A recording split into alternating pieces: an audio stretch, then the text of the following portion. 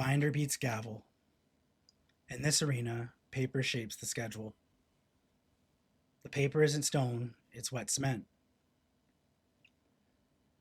Most dads treat their first custody order like a headstone: marble, final, cold, and they read it the way a priest reads liturgy, as if the ink carries holiness, and obedience to the paper will someday be rewarded by a merciful court or a fair minded ex. I've watched guys memorize clauses like scripture and then build their entire identity around being the good one who follows the rules. It's tragic because the paper isn't the problem, it's posture. A custody order is not a monument, it's a snapshot, a freeze frame of a particular week when two lawyers with expensive pens, a mediator with a full calendar, and a judge with 5 minutes to spare decided what best interests looked like. Courts know the snapshot will age. Schools change, jobs shift, kids grow, commutes get regarded, new partners enter, sports schedules explode. Everybody knows life moves, and the only people acting like it doesn't are the guys pacing inside their paper cage. Stop touching the cement and it hardens. Keep working it and it never quite sets. How you learn to love your chains. You didn't wake up one morning and decide to be a prisoner. You got trained by fear. The first time you walked into family court, you weren't trying to win. You were trying not to get executed. Your lawyer said, "Take this, it's the best you'll get." The judge said, "Final, unless circumstances change." You heard the first half and ignored the second because your pulse was in your ears and your savings were evaporating in 6 minute increments. You signed and you exhaled, and you vowed to be perfect. You equated compliance with credibility, like scrubbing the inside of your cell so hard the warden might hand you the key for being tidy. Meanwhile, your ex learned something else entirely. Unless circumstances change, that's a door she can open whenever it suits. She'll call it logistics or just this once, and if you're passive, she'll make just this once the new normal. Then one day you wake up and realize you trained her to believe your time is the flexible piece and hers isn't. That wasn't by accident, that was posture. What orders really are and how they actually move. Family court is allergic to chaos for kids. It'll tolerate almost anything if the child's routine looks stable and predictable. And that's the lever. If the life you are actually running with your kid is consistent, calm, and documented, the court will ratify it. Not because the court loves you, but because it loves routine. You don't ask for more time the way a petitioner begs a landlord for an extra month. You build an operating pattern that already exists in real life, and then you walk the court through your paperwork so it can catch up. I moved my schedule in favor more than once without the theatrics. Not because my ex turned generous overnight, not because a judge liked my speeches, but because I stopped acting like a tenant and started acting like the co-owner of the house. I learned to build a pattern first, then get it stamped. Operator mode, weather versus thermostat. RP guys talk about frame until the word loses edges. Here's the custody version stripped to steel. If you treat your order as the weather, you'll pack a jacket and hope for sunshine. If you treat it like a thermostat, you'll set the temperature and people will adapt. Mental point of origin in this context means your decisions reference your operating picture, not her mood, not online advice, or your lawyer's desire to bill another month. The order is a constraint, not your identity. Operators speak logistics, not longing. Petitioners say, "Is there any chance I could see him Friday?" Operators say, "I'll take pickup Friday so he's not stuck in rush hour. I'll send you a summary afterward." One is begging for a favor, the other is solving a child's problem and documenting it so there's a record of who solved it. That distinction is the whole ballgame. A real Friday that stuck. Here's when I ran start to finish. Fridays were chaos. School let out at 2:50. Traffic between our two cities turned stupid by 3:10. On her weeks, our kid was spending an hour crawling across town to get 10 minutes of home time before dinner. I stopped arguing about fairness and started solving logistics. I offered to handle Friday pickups every week, my week or hers, so my kid could skip the highway crawl, get a quick snack in him, and decompress. I didn't trumpet it or negotiate a prize. I sent a simple text with the plan and followed it with a clean summary email each time. Picked up at 2:52, homework done, dropped off at 6:30, no issues. I repeated it for months. When she had a late Friday meeting, I was already the default. When she had a social thing pop up, I was already the default. When we eventually sat down at mediation arbitration, the arbitrator didn't hear me ask for a new privilege. He saw a child whose Friday routine was now calmer and a father who had been quietly doing it. That extra time didn't feel like a gift to me. It felt like the court stamping was already normal. Kindergarten orientation, the threat point is the smile. Kindergarten orientation is where I learn how much of custody is theater. I covered this before. Mums with iced coffees and soft smiles, dads hovering with their hands in their pockets, a teacher trying to corral the pageantry. My ex leaned hard into the see we can work together vibe, which is fine for Instagram but irrelevant in court. I ignored the optics and got to work. I asked the teacher the only 3 questions that mattered: bell times, pickup protocols, and who to email if there's a change. I took a photo of the weekly schedule on the wall. Later that night, I sent a 1-page summary email to my ex and CC'd myself. Bell times, pickup routines, how we'll handle the early dismissals. Not a single word about feelings. Now there was a time-stamped record of me taking points on school logistics. A month later, when I was started handling midweek pickups, because I'm already 5 minutes away, nobody blinked. It looked like what it was, a continuation of the system I set in motion day 1. The smiles at orientation were free, but the record I made there was expensive later, for anyone who wanted to challenge my involvement. The birthday fiasco that didn't. Here's another one. The preschool birthday party everyone got invited to. Of course, there was an undertow of politics, the "you're copying my guest list" nonsense, the passive-aggressive texts about boundaries, the hint that my event was somehow her event too. The rookie move would be to turn into a power struggle and give the court a messy story later. Well, I took the opposite tack. I ran logistics like a wedding planner. A clear time window, RSVP trail, venue rules, no alcohol, a drop-off map with screenshots, a post-party email thanking parents and noting nothing went sideways. The subtle blame in her text died in the sunlight of my record. But more important, there's a paper trail showing I can host a larger-scale kid event without drama. That matters in front of a judge more than 100 nice guy speeches about "I just want more time."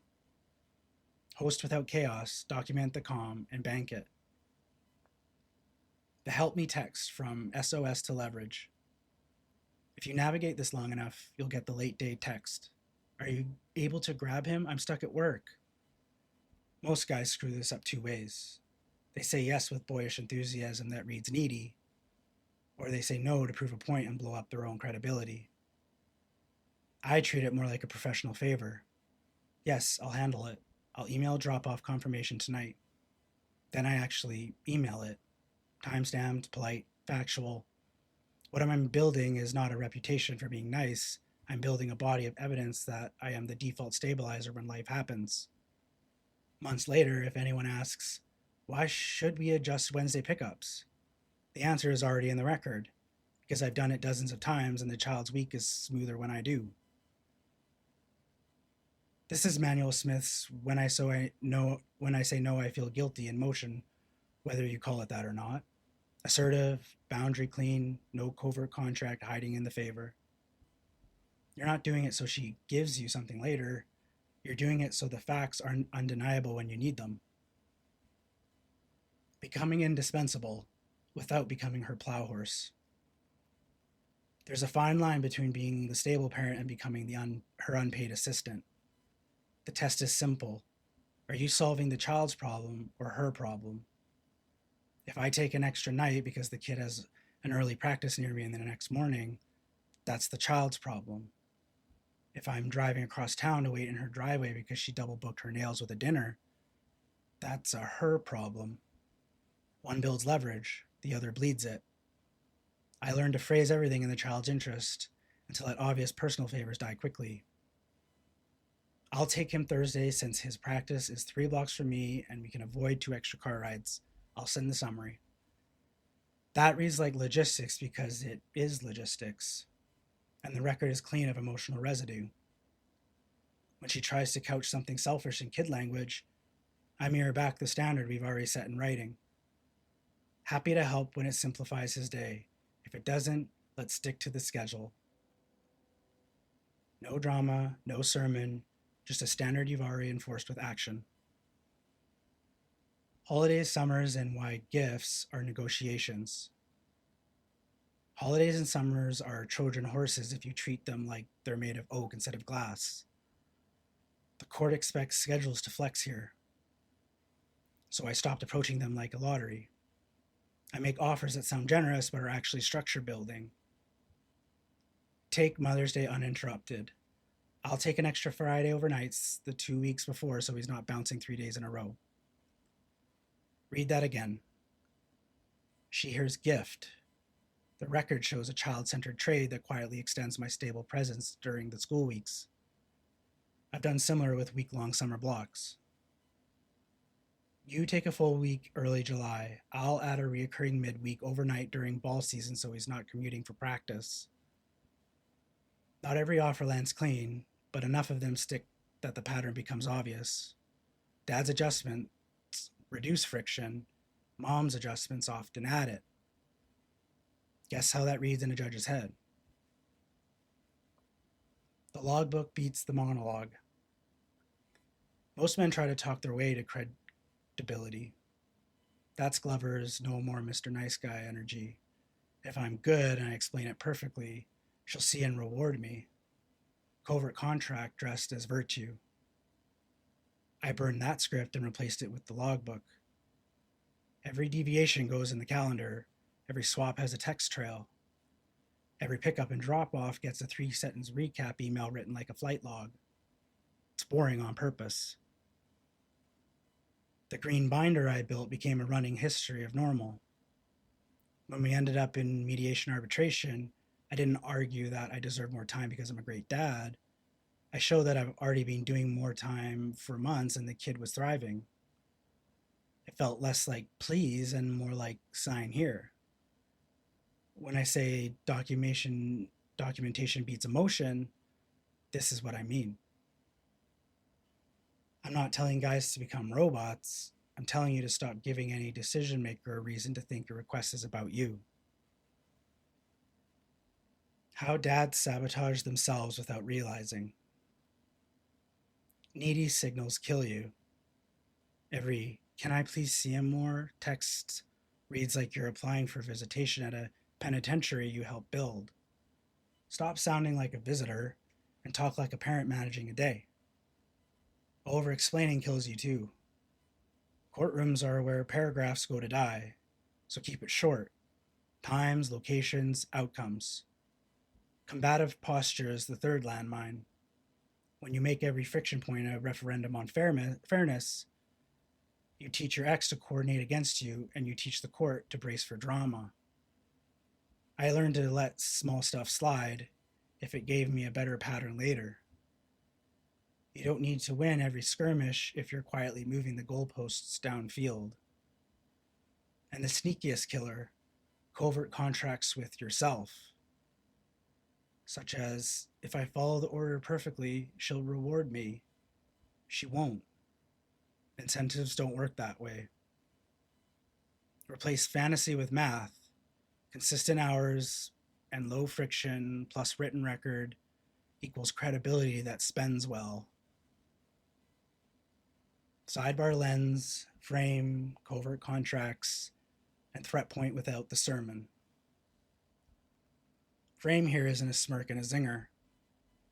Frame is deciding what counts as normal in your kid's week and behaving as if that is the baseline until everyone else follows.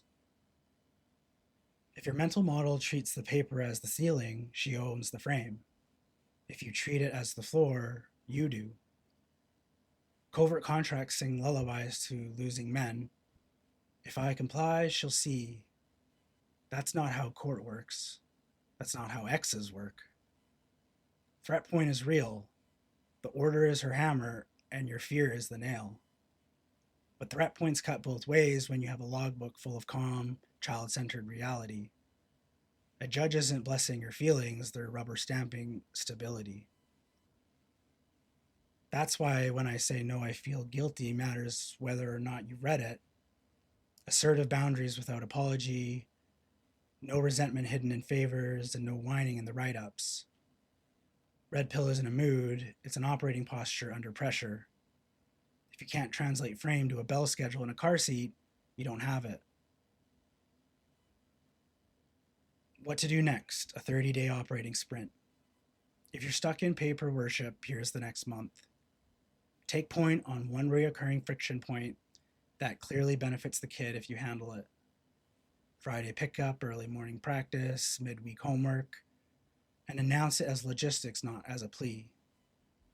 Execute it flawlessly for 4 weeks and write the 3-line recap every time. Parallel to that, build the binder. Custody logs, text screenshots, email summaries, a simple index. If you don't have a budget dialed in yet, you're already playing from behind, and that's also part of the binder. Keep it dull and court ready.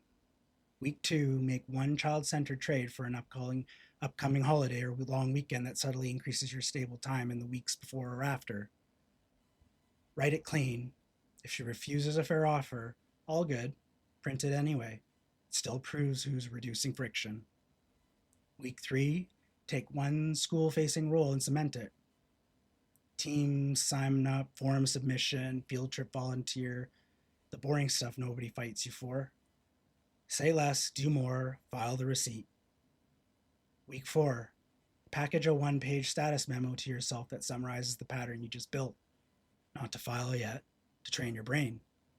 Read it out loud once.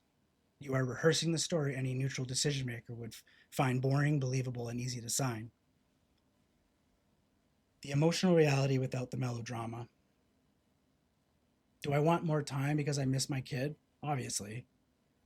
Do I lead with that? Never. The court can't measure your ache, it measures routines. This isn't about becoming a robot, it's about refusing to ask an institution built on procedure to reward your poetry. I learned the hard way that grievance burns energy and builds nothing. Every minute I spent composing a message about fairness was a minute I didn't spend making a calendar entry that would matter later. I don't lob accusations or rant about intentions. I behave like a man who was already doing the thing, and then I let the paper trail cook while life does what life does. It changes. When it changes in ways that favor my steadiness, I move the paper. And when it doesn't, I keep building until it does. The part where I say the quiet thing. The dads who see their kids the most are not always the ones who won their first order. They're the ones who never stop touching the cement. They learn to look at the paper like a floor they could raise by a quarter every week. They talked logistics while everyone else argued morality. They traded gifts that looked sweet and spent like leverage. They ran calm events that judges love, wrote the boring-ass emails no one wants to write. They made themselves the answer to the only question the court cares about. Which version of the kid's week is less chaotic? And if that's you, the paper ends up chasing what you built. And if it's not, the paper becomes the excuse you hid behind while yours disappear. Close, the punch you came for. You can keep saluting the document and calling yourself honorable, Or you can start acting like the man your kid is better off seeing more of and force the world to keep up. Stop worshiping the snapshot and start directing the movie. The schedule is not set in stone unless you let it be. Treat it like wet cement. Put your hands on it, shape it, smooth it. Etch your hours into it one Friday at a time. Then take your green binder to whoever needs to sign and say the only sentence that matters in this whole arena. This is already working. Make the paper match.